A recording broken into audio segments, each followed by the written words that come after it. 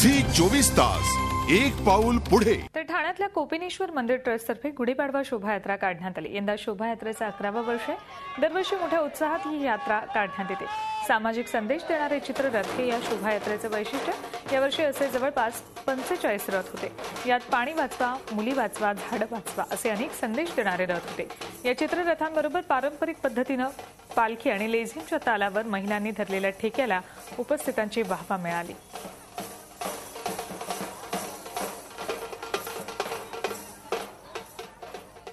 गुढीपाडव्यानिमित्त नवी मुंबईतही शोभायात्रा काढण्यात आली होती। या मिरवणुकीचं वैशिष्ट्य म्हणजे यात तमिळ, बंगाली, पंजाबी आणि मराठमोळ्या प्रांतातल्या नागरिकांनी पारंपरिक वेशभूषा करून सहभाग घेतला होता।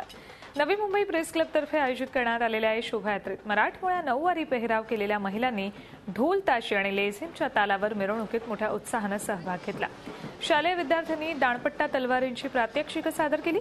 वाशीमध्ये शिवाजी चौकात महापौर सागर नाईक यांच्या हस्ते एकात्मतेची गुढी उभारण्यात आली। झी 24 तास एक पाऊल पुढे।